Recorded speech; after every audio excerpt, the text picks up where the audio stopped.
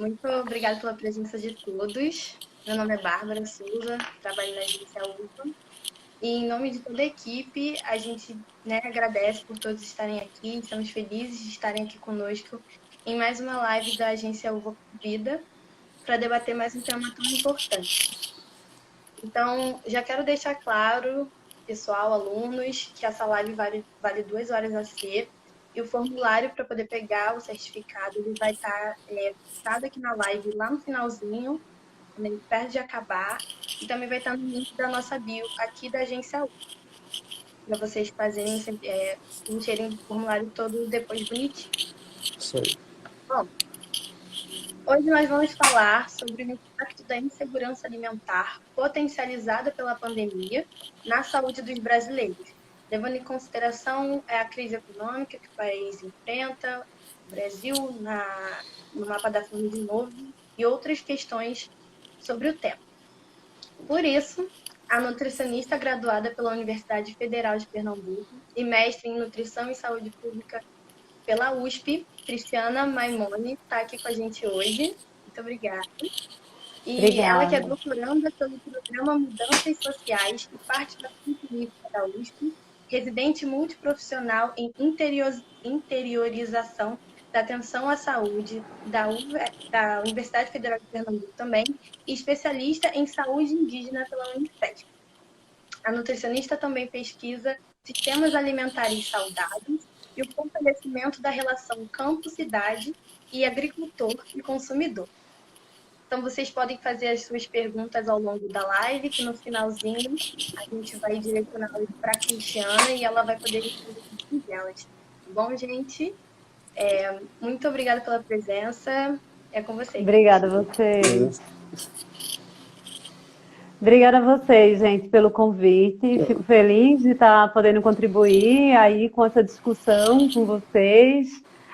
Discutir insegurança alimentar em tempos atuais, eu acho que é uma importância, né, muito grande, porque acho que a gente está vendo quanto despreparadas estavam nossas políticas, né, para amparar tantas pessoas numa situação em que falta até comida, né? Falar que falta comida, a gente perceber que falta até comida, né? Porque eu acho que comida é uma das últimas coisas que a gente pensa em deixar faltar, né, em algum momento. Então, está faltando até a dignidade, né? Manter a nossa dignidade, né?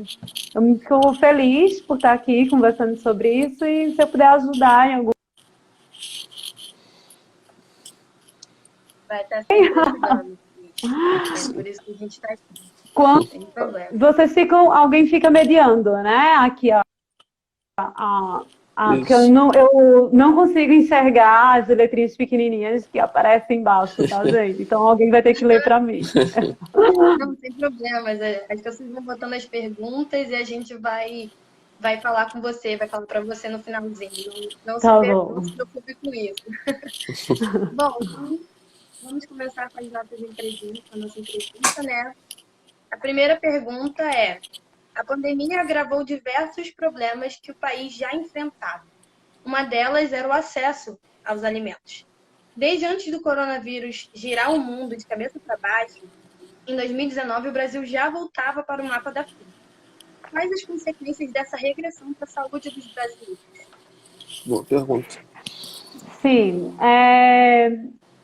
bom, assim, a medida que a gente tem atual é de segurança alimentar, né? Que a gente tem utilizado a escala brasileira de insegurança alimentar, né? Que é o EBIA, que é ela quem faz as classificações, os estudos epidemiológicos em relação a acesso a alimentos mais atuais, né? E aí ela vem para classificar o quão adequado é o acesso, né, aos alimentos permanentes de uma forma regular, né, que leva em consideração as relações culturais que tem esses alimentos em quantidade suficiente, né, sem comprometer o acesso a outras necessidades essenciais, né.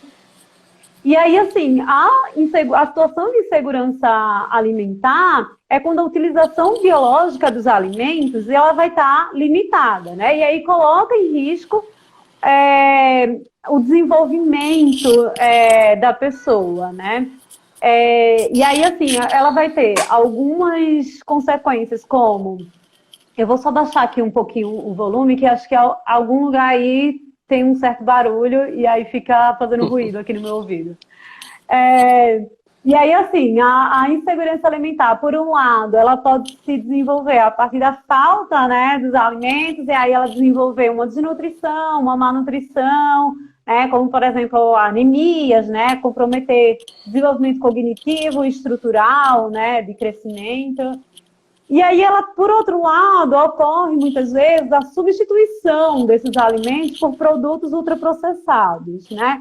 São aqueles alimentos, né, produtos que eles vão ser ricos em aditivos químicos, então dos emulsificantes, edulcorantes, estabilizantes, corantes, né? E desses alimentos hiperpalatáveis, eles são ricos em açúcar, em gordura, em sal, né? E aí ele ajuda a desenvolver as doenças crônicas não transmissíveis, né? A diabetes, câncer, hipertensão, né? Que são também classificados, né, de acordo com as pesquisas atuais em relação à Covid, então colocam que essas pessoas, elas têm mais facilidade de desenvolver a Covid de uma forma mais grave, né? Então, as consequências atuais, elas... Licença, gente, meu gato tá mordendo meu pé. As consequências atuais, elas estariam nesse... As consequências atuais, elas trariam por um lado, a desnutrição, né, que, inclusive, né, a má nutrição nesse sentido de déficit, ela também...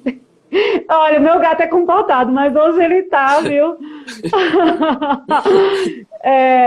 Deixa eu voltar aqui meu raciocínio, senão eu tranco ele do lado de fora. Bom, e aí voltando aqui, né? De um lado, o déficit, ele também vai prejudicar o sistema imunológico, né? E por outro lado, também ele pode estar desenvolvendo doenças crônicas não transmissíveis, né? No caso da inserção dos alimentos ultraprocessados, desenvolver essas doenças crônicas não transmissíveis. E aí ela pode acabar fazendo com que a pessoa possa ter a Covid de uma forma ainda mais grave, né? Só que assim, é aquilo que eu estava falando no início, quando falta comida, a pessoa está faltando muita coisa na pessoa. Está faltando sanidade, está faltando uma moradia adequada, está faltando já muita coisa, né, para essa pessoa. Então, acho que, por mais que a gente fale de uma forma biológica que está acontecendo, né, o que pode estar acarretando a falta da comida, né, eu acho que tem muito mais coisas, né, de proteção social, né, que falta para essas pessoas. Cristiane, a minha próxima pergunta é baseada no déficit alimentar, que você citou aí. Uhum. Até que ponto o déficit alimentar ele pode deixar a população ainda mais vulnerável em relação ao Covid-19? Então, é mais ou menos isso que eu estava falando, né? De um lado, ele pode estar... ele vai comprometer de alguma forma, né, o sistema imunológico pela carência nutricional, né? Que depende de alguns nutrientes de formas adequadas, né? Por favor, não pense que eu estou levantando bandeira de fazer suplementação, né? A gente está falando de uma alimentação adequada e ela vai comprometer esse sistema imunológico, mas assim, muitas vezes o uso do ultraprocessado não é uma questão de escolha, né? É uma questão de que é a alternativa que tem para matar a fome por ser alimentos baratos, né? E não é à toa que essas doenças crônicas não transmissíveis, elas estão muito enraizadas na periferia, mas acontecem muito por conta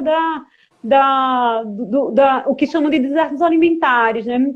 Os alimentos in natura e minimamente processados, eles acabam não tendo tanta oferta quanto os ultraprocessados, e aí acaba desenvolvendo essas doenças e que tem agravos maiores, né, na infecção da Covid.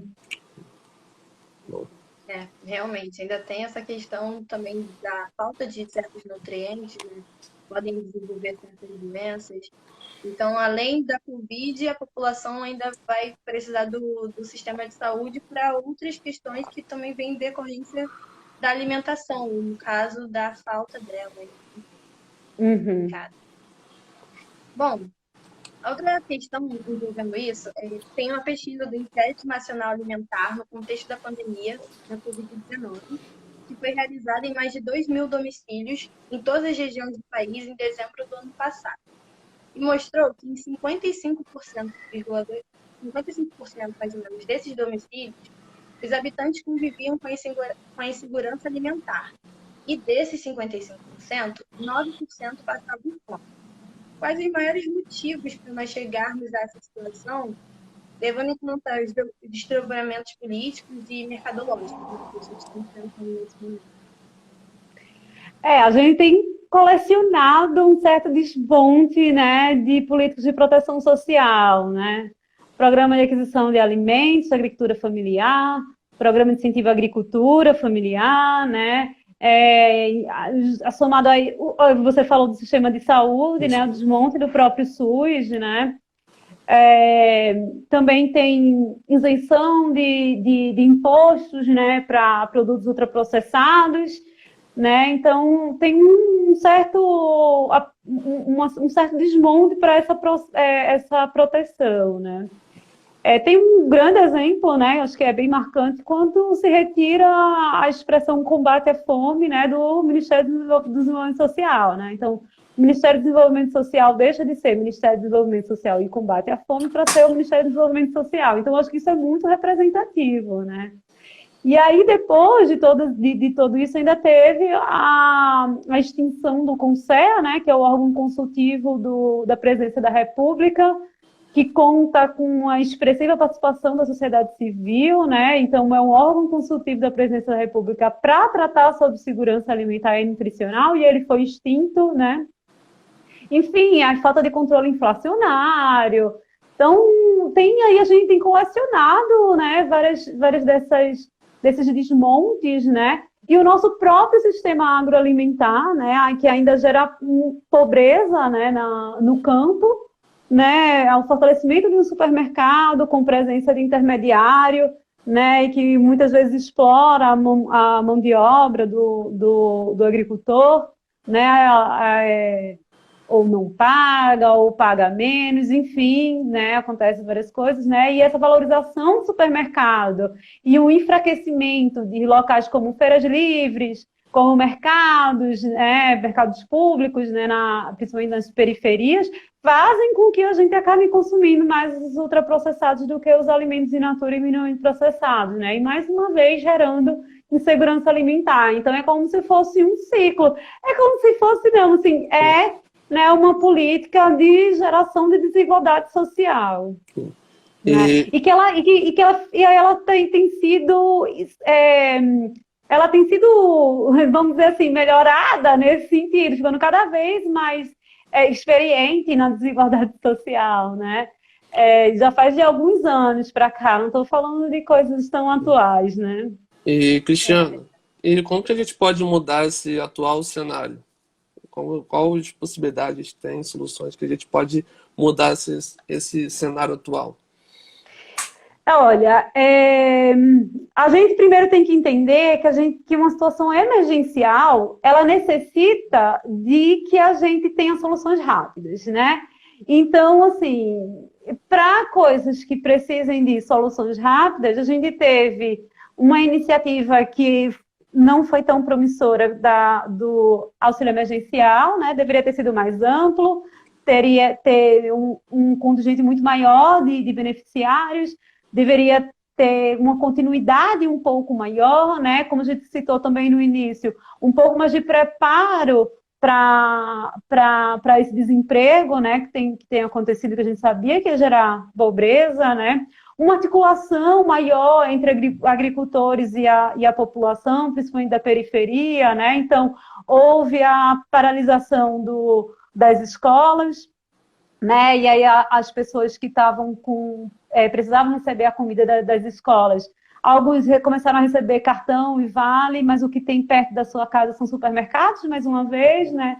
Em vez, então, inclusive, de receber cestas diretas dos agricultores, a gente conseguir fortalecer as pessoas, né, que estão nessa situação de maior vulnerabilidade social, né? Então, essas seriam situações emergenciais, né, para esse momento, né? Ampliação de feiras, de mercados livres, né, com enraizamento, um raio que pudesse chegar nas periferias, né? Fortalecimento do programa de aquisição de alimentos da agricultura familiar, né? Existem algumas iniciativas humanitárias também, né, da sociedade civil também, que tem realizado, que não deixa de ser coisas que acontecem, né, e que têm uma certa um certo impacto. E a longo prazo também, assim, a reintegração do CONSER, né, e uma reforma agrária popular, que além de dar terra para os agricultores, eles também possam dar autonomia para os agricultores, para que eles possam plantar suas próprias sementes, né, fazer seu próprio processo de produção de alimentos, até de comercialização, né? E assim, em 2021, a gente ainda precisa falar que o saneamento básico, né, também. Sim. Né? Então, para sair, não é uma coisa tão simples, né? Várias coisas aqui, mas as coisas que eu penso, assim, eu não sou ninguém até, né, para pensar sobre isso, mas são coisas que eu acho que a gente poderia estar pensando para sair um pouco desse ciclo, né? Não, com certeza. Eu tenho uma conhecida que mora na Serra, né, na região da Serra, do Rio de Janeiro, aqui, e aí ela compra dos agricultores locais, né? Eles trabalharam com acesso à comunidade de uma forma mais intimista e ele foi se ajudando. Ah, eu não quero sair de casa para ir no mercado e me arriscar. Então, o moço que planta perto da minha casa traz na minha casa e aí ele também recebe um dinheiro, ele também não precisa se arriscar. Sim. Então, é uma forma de você comer melhor, de você acessar alimentos mais baratos e de contribuir com a comunidade no todo, né? E não se expor ao Covid, nesse caso. Então, seria uma prática interessante para a gente aplicar de uma maneira bem ampla, seja no nosso bairro, assim, uma coisa pequena, mas que faz muita diferença, né? Sim, sim, com certeza. Bom, com todos esses problemas enfrentados, você já falou um pouco disso, né? Houve uma mudança de perfil dos alimentos que as pessoas têm consumido, entendem, né? Então, uma pesquisa feita pela Universidade Liquid Berkeley, na Alemanha, em parceria com a Universidade Federal de Minas Gerais e de Brasília, mostra que 44% das famílias entrevistadas reduziram o consumo de carnes e 41% diminuíram o consumo de frutas. Qual é a dimensão do problema diante esses números, né? Você come menos alimentos naturais, frutas, legumes, enfim, e você consome mais produtos que você compra já semi-pronto e esquenta no micro-ondas, né? Basicamente isso. Mas assim, é exatamente isso. É a falta de possibilidade, né, da compra de alimentos, né? Cristiane, essa questão tem muito a ver do alto preço dos alimentos também? Você acredita nisso? E o alto Não, preço... com certeza. Sim. Com certeza. Acho que Bom, há pouco tempo houve, né, essa discussão de, enfim, um influencer ter colocado que as pessoas não estão comendo carne. Ah, será que é por estar se tornando mais vegetariana, com alimentação mais consciente? Não, não é bem por conta disso, né? A gente sabe que uma boa parte da população brasileira tem uma grande... não tem uma vontade de fazer essa redução de consumo de carne. Então, não é por aí, né? Justamente pelo aumento, né, do valor dos alimentos, né? Isso que eu falei, a falta da possibilidade da compra de alimento, né?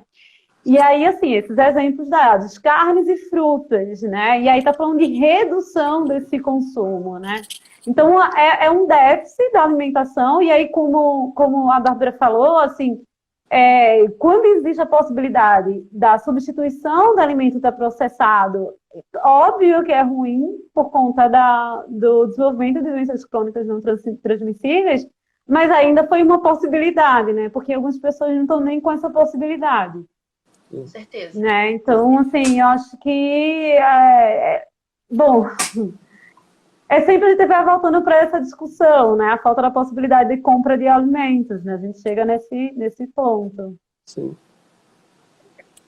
E recentemente, né, falando sobre possibilidade de compra e não exatamente pela ausência de alimentos, né, no mercado, recentemente o agronegócio comemorou um aumento do recorde de produção. por que que então esse aumento de produção não compensa a fome, né? É uma conta que não bate. Por que Uhum, que isso não sim. acontece?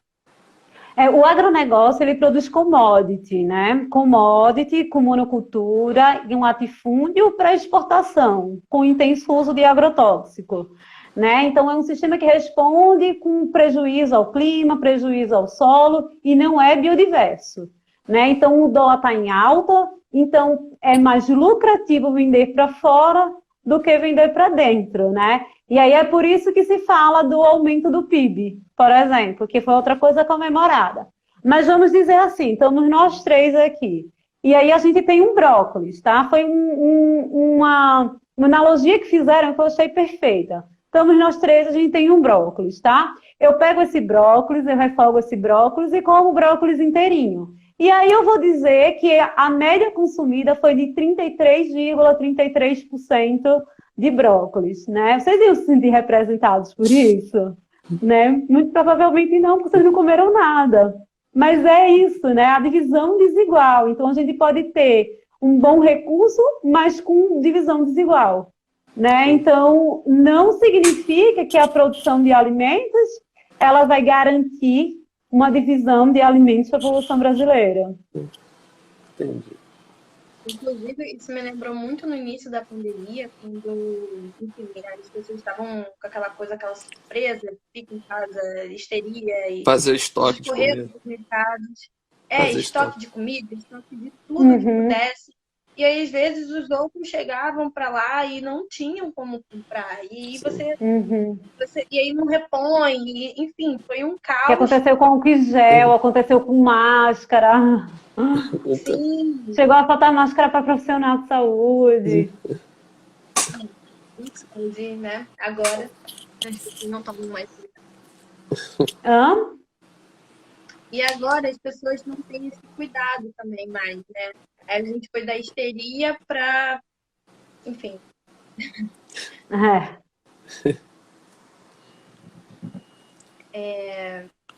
Como que a gente pode, então, ajudar as pessoas a comer durante a pandemia, levando em conta todo esse cenário, enfim, caótico que a gente está deparando nos últimos tempos?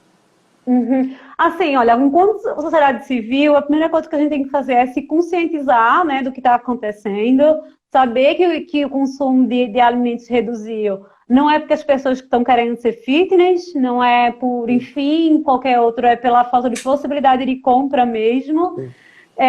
A gente precisa também criar a consciência de que enquanto houver Estado, o mínimo que ele tem que fazer é garantir comida, né? Então, primeira coisa é ter essa consciência para a gente saber que não ficar olhando as coisas apáticas, caladas e fingir que nada está acontecendo, né? E assim, se organizar em coletivos para essas ações emergenciais de solidariedade, humanitárias que acontecem, é o que a gente, falando da gente, a gente consegue fazer, né? Mas eu acho que quando a gente cria essa consciência, né, de saber que o Estado não faz o mínimo que ele deveria fazer, né, que era tirar pessoas da fome, né, eu acho que a gente já percebe, né, por onde a gente está caminhando. E aí eu também queria aproveitar para pontuar uma outra coisa, que foi citado o inquérito, né, de segurança alimentar, né, e aí, assim como foi explicado, né, o inquérito, ele foi realizado em domicílios, né, e aí a gente também tem que lembrar sobre a população em situação de rua, né, e que desde 2012, se eu não me engano, aumentou 140% a população de rua. Então, assim, se existe segurança alimentar para pessoas que têm moradia, imagina as pessoas que não têm moradia, como é que estão, né? Logo, E logo, ela não existe. Desde quando começou a pandemia, esse valor que eu falei de 140% foi até março de 2020. Né? Não houve mais estudos para saber o quanto aumentou, mas o que a gente espera, né? O que a gente imagina, que a gente observa é que tem aumentado, né? E aí, ou seja, muito maior, né, esse número que eu falei, né? São milhões a mais, né, de pessoas que estão passando pela insegurança alimentar grave, né? Então é mais preocupante ainda. Sim, sim.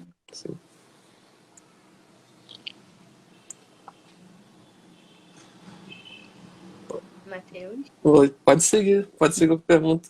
Tem alguma pergunta Tá aí? bom. Tem. A Cris já falou, né? Talvez ela consiga também Sim, falar um pouquinho explicando a alta dos alimentos, sim.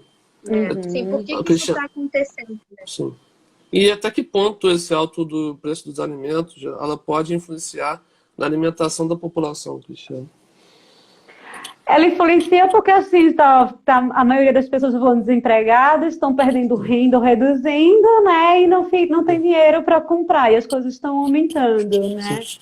E, assim, a comida que a gente produz, né, de forma hegemônica, a partir do agronegócio, ou sim, seja, ela é um commodity, né? E aí, commodity é uma mercadoria. E ela vai ser olhada na Bolsa de Valores como qualquer uma outra mercadoria. Né? Então, quem uhum, tem dinheiro compra, quem não tem dinheiro não compra, não tem uma outra possibilidade, é uma mercadoria. Né? E aí, como uma mercadoria, ela vai sofrer variações de valores determinadas pelo mercado internacional, como qualquer outra mercadoria.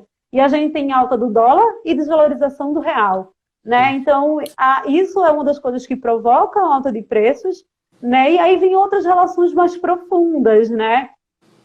O incentivo financeiro, né, o capital financeiro que é dado para a agricultura, para a produção de alimentos, ela é para ser utilizada com a modernização da agricultura. Né? E aí o que se entende como modernização da agricultura é compra de sementes, maquinários, né? Ou seja, dependendo de multinacionais e, mais uma vez, sofrendo variações do dólar.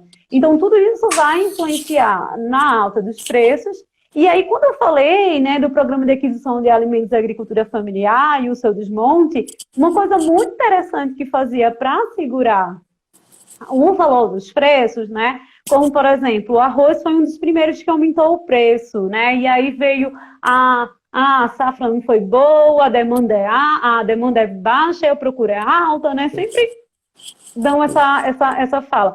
Mas, assim, se isso acontece, a gente não tem como saber como vai ser a variação na agricultura. É uma coisa que vem da natureza, é uma coisa que não é controlada. E que bom que ela é assim, é a natureza, né?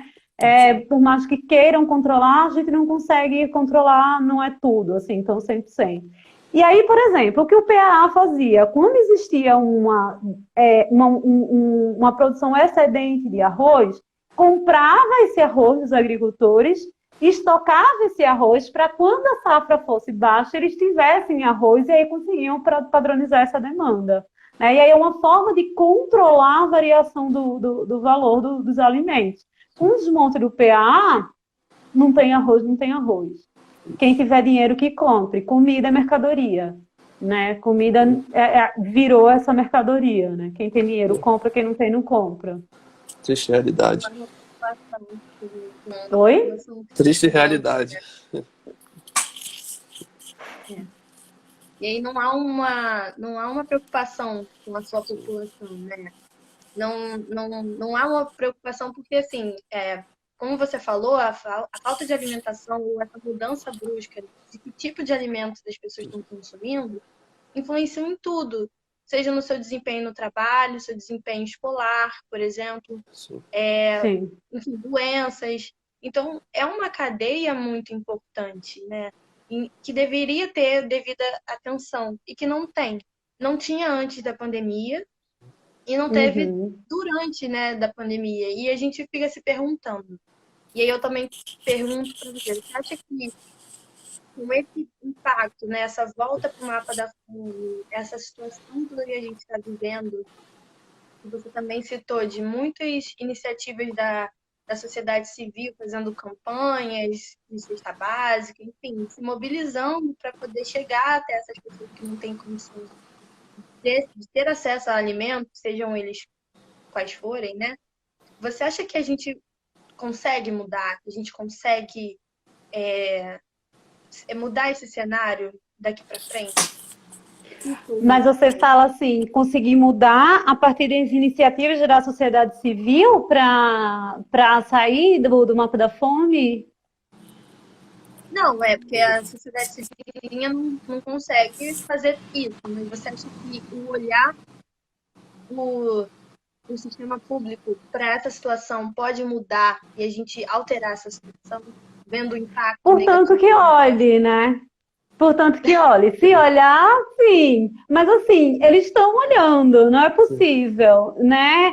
Porque a gente sabe que tem algumas falas que mostram, particularmente, né? Eu não sei o quanto eu concordo, quer dizer, eu não concordo com isso, mas algumas falas de a gente precisa salvar as grandes empresas, não as pequenas empresas. Né? E aí, assim, esses pequenos comerciantes Voltou o meu gato. Pequenos comerciantes de comércio, de rua, por exemplo, e tal, são essas pessoas, né, que não tiveram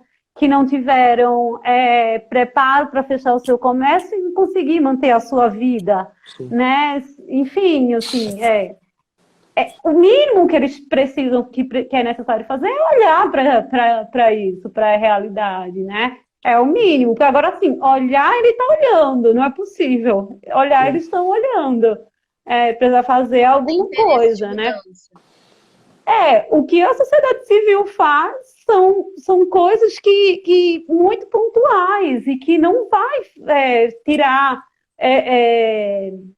reduzir a insegurança alimentar, vai tirar a fome daquele momento, né? Então, assim, existe uma diferença entre o que é a insegurança alimentar e o que é a fome. A fome é quando a pessoa tem seus sinais físicos de fome, porque não comeu já faz um bom tempo. A insegurança alimentar é eu não saber quando eu vou ter a possibilidade de comer, né?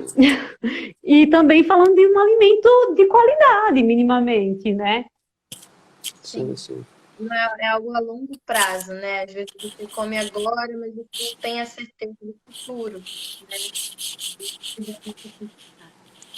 né? É a longo prazo nesse sentido, da pessoa ter o mínimo de conforto de saber que vai ter o que dá para comer para os filhos, né? Para que as pessoas vão comer minimamente, né? Assim. Né? Algo que faça sentido cultural também para a pessoa, né? Feijão e arroz, né? Sim.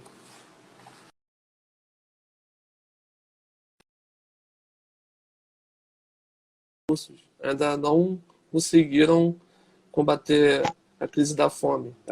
Até quando vamos ficar nesse cenário, sabe? A gente fica se debatendo, discutindo isso e fica se questionar até quando vamos ficar nesse cenário. Divisão desigual Sim.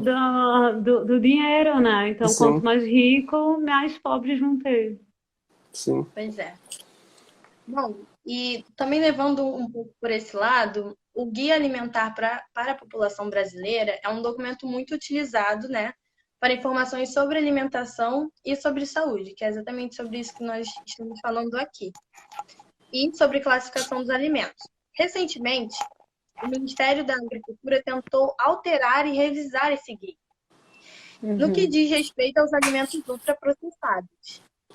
Como mais essa interferência é capaz de arriscar ainda mais os hábitos alimentares da população? Olha, essa nota técnica do Ministério da Agricultura foi em setembro de 2020, né? Estava num dos picos da pandemia. Ela foi retirada depois de uma pressão da sociedade civil e da academia, né?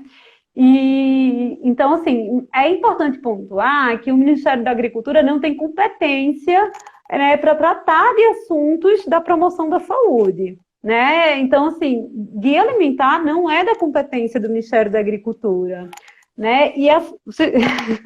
Tá difícil aqui. Peraí. Ele adora um fio. Olha, isso nunca aconteceu, tá, gente? Tá querendo aparecer. Passou o dia todinho dormindo, aí agora ele acordou para me infernizar. Mas então, assim, o Guia Alimentar é um instrumento de promoção da saúde. Ele é de competência do Ministério da Saúde. Não tem nada a ver com o Ministério da Agricultura. né? E aí o Ministério da Agricultura lançou essa nota pedindo a revisão, né, do Ministério da Saúde, e ele estava negando as evidências científicas, né, sem embasamento nenhum, né, e ele estava negando as evidências científicas de que os ultraprocessados, eles desenvolviam as doenças crônicas não transmissíveis, e também negando o impacto ambiental no alto consumo de carne. Ou seja, né, a cara do Ministério da Agricultura, né? Então, ele mostra que essa nota técnica era um interesse comercial na agenda da promoção da saúde, né? Era puramente o desconforto da indústria e do próprio agronegócio. Sim, é uma pressão da bancada rural, né, para poder mudar a situação, beneficiar, né, e não olhar de novo para a população, para a situação, para o que ela pede, né? As pessoas estão. A gente precisa de que alguma coisa seja feita para melhorar a situação. Nesse caso, é o contrário. Nesse caso, era aproveitar que estava todo mundo falando de Covid para passar a boiada. É verdade. As estratégias são essas agora. Verdade. Sim. Bom, e tem uma pergunta aqui. Já tem uma pergunta. Né? De que forma nós, jornalistas e comunicadores, poderíamos informar mais e melhor sobre essa temática tão importante para a nossa sociedade? Como você vê o papel da imprensa na hora de abordar essa temática? Olha, talvez eu não tenha uma boa resposta para isso, mas, sem dúvida, o Joio e o Trigo é a referência, né, de um jornalismo investigativo que tem falado muito, feito uma produção intensa e que tem sido, inclusive, necessária para referências bibliográficas da nutrição, né, como os últimos livros deles, Donos do Mercado, Nutricionismo, a política do agronegócio, né? Sim. E o próprio podcast que eles têm, né? O prato cheio, né? Acho que é esse o nome. Sim. Então, assim, eu acho, talvez eu não traga uma resposta bem elaborada, mas eu traria esse exemplo, né? E para mim é o maior exemplo do como o jornalismo ele pode estar tratando esses assuntos, abordando esses assuntos, e sabendo também que são assuntos que precisam realmente de uma investigação, né? Até eles não colocarem o dedo na ferida, a gente não sabia de muita coisa, né? Sim. Cristiane, uma vez eu estava cobrindo uma live da Abrage sobre a questão da saúde saudável, né? E na alimentação saudável, perdão. Ele estava falando que trabalhar nessa edição é muito difícil, porque é uma editoria de saúde, a editoria de saúde ela é muito ampla, e são várias questões que são trabalhadas ali dentro. Não é só alimentação, ela requer mais detalhe. É isso mesmo? E o próprio guia alimentar, né, que a gente fala muito do guia alimentar na categorização dos alimentos, né, enquanto o grau de processamento, mas ele é muito mais do que isso. E uma das coisas que ele fala é que, assim, para uma população saudável, é necessário um sistema alimentar saudável.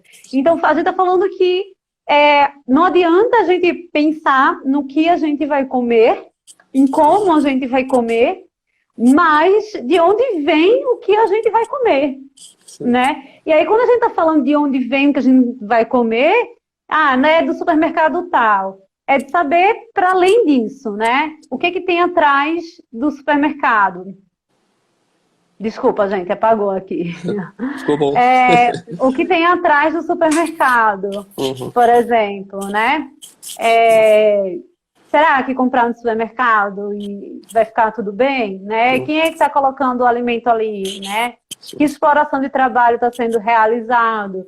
Porque a gente também, né, está pensando numa exploração de trabalho. Quando a gente fala de exploração de trabalho, a gente também está falando de saúde do trabalhador, né? Então é uma rede que gera muitas violências e por isso vai acabar gerando muita deficiência na saúde da gente, né? Então a gente precisa em todo esse sistema agroalimentar, né? De onde vem a comida, né? O que é que passa por essa comida, né? O que eu estou comendo vai garantir que minhas gerações futuras também comam, né? Vai garantir que eu tenha geração futura, né? Também. Né? Eu lembro que há algum tempo antes da pandemia, principalmente, houveram várias discussões sobre os agrotóxicos, né? Sobre o quanto é colocado, que não estava havendo a regulação certa, né? E o quanto a gente está consumindo de agrotóxicos dentro de nossos alimentos, né? A gente não tem essa noção quanto consumidor. E a gente não tem como saber quando a gente vai no mercado, né? Então, a gente, de fato, não sabe de onde vem. E é um exercício que a gente precisa fazer enquanto comunidade. Sim. Com certeza.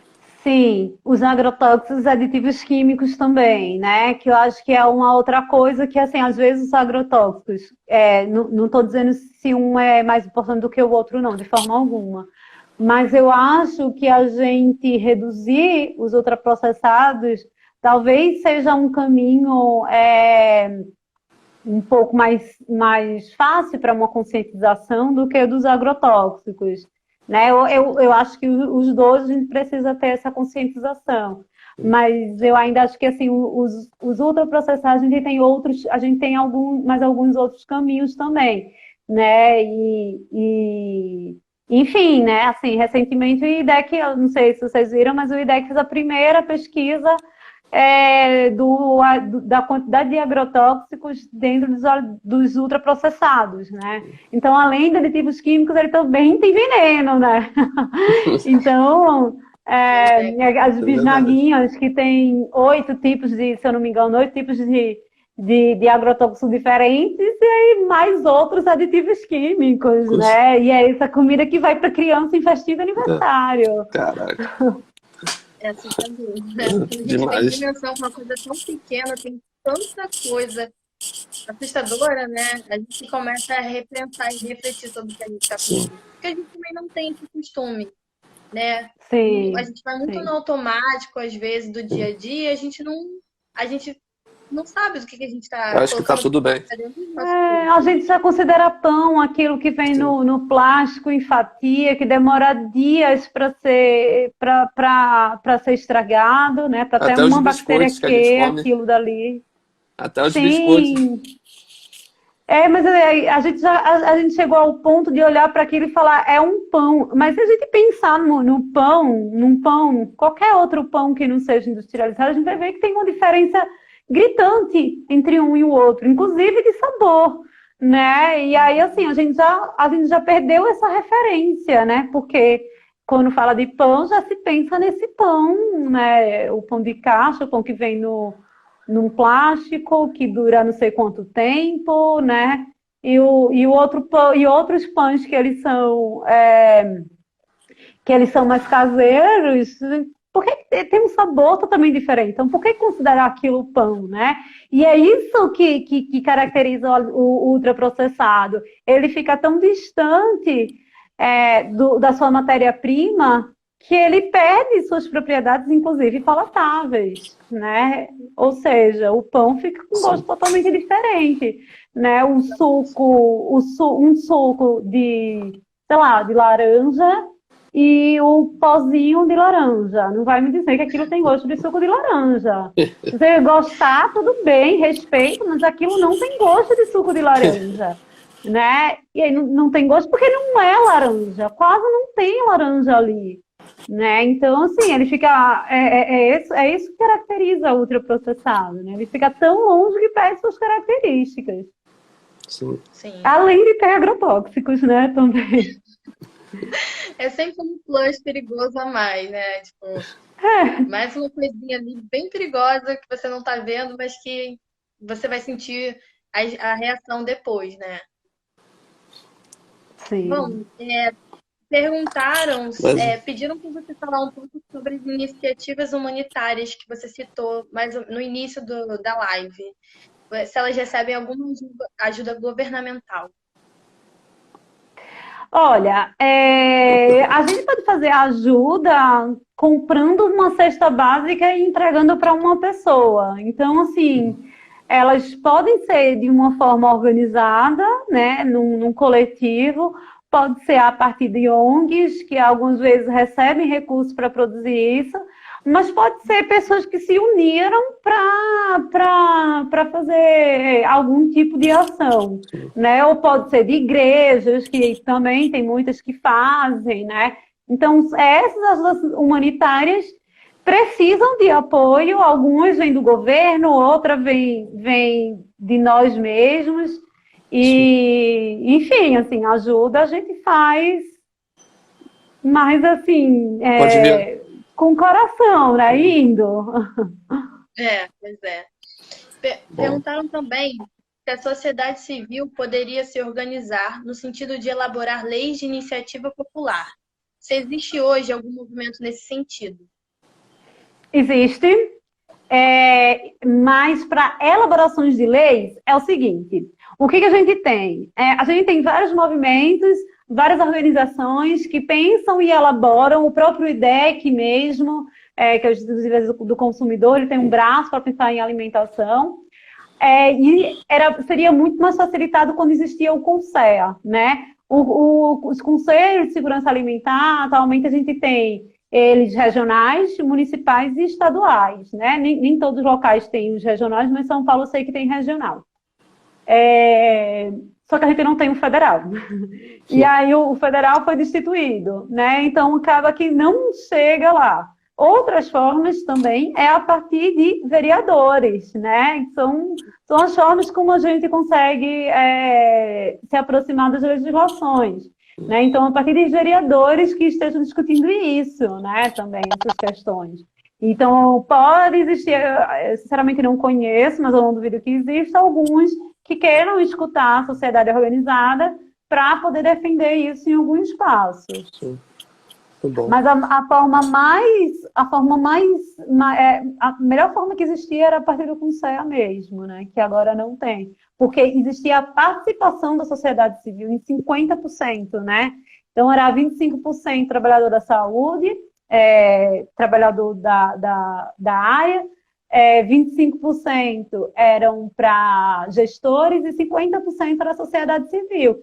Então, era amplamente, né, da sociedade civil para ser escutada diretamente pelo presidente da República. Uma diferença de abordagem bem significativa, né? Sim, E bem importante, né? Que a gente tinha. com certeza. Mais Sônia perguntas? Rich diz: a saúde é subversiva porque não dá lucro a ninguém. Você concorda com a afirmação dela? Oi? Desculpa, deu uma cortadinha. Sônia Rich diz: a saúde é subversiva porque não dá lucro a ninguém. Você concorda com a afirmação dela? Foi uma das perguntas.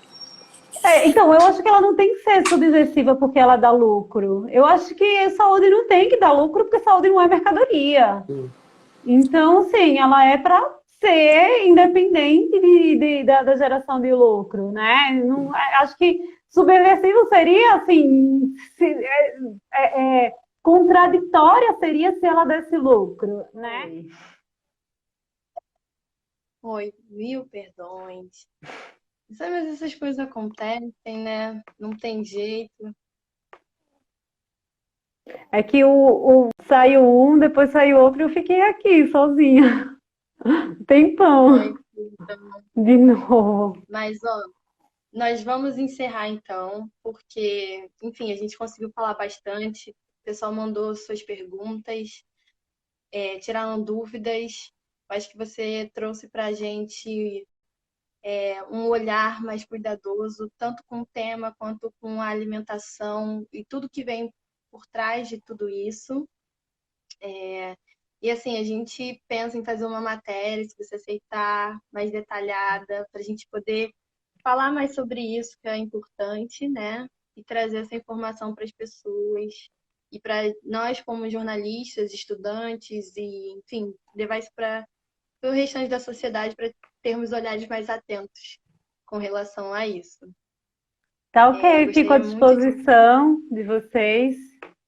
E aí também com devidos tempos, né? E aí a gente vai conversando. Claro, olha, eu agradeço muito, Cris. Agradeço muito a todos que estiveram aqui, apesar da situação, essas confusões. Obrigado por aceitar o nosso convite. Obrigada Foi um também. prazer estar aqui com você. A gente também agradece a toda a equipe da agência, a Dani, a coordenadora do curso de jornalismo da Universidade Veiga de Almeida, Ana Rosado, e para todos os outros, para os alunos que estiverem querendo saber sobre o formulário, ele está no nosso link na bio, tá bom? Então, é isso.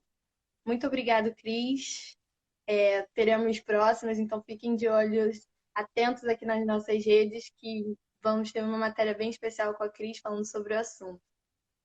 Obrigada, e fico à disposição, e aí a gente vai conversando, gente. Tá bom, Cris. Obrigada, gente. Boa tarde.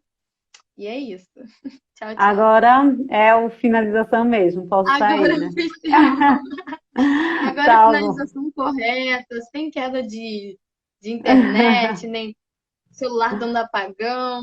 Enfim, tá bom, então. muito obrigada. Um beijo.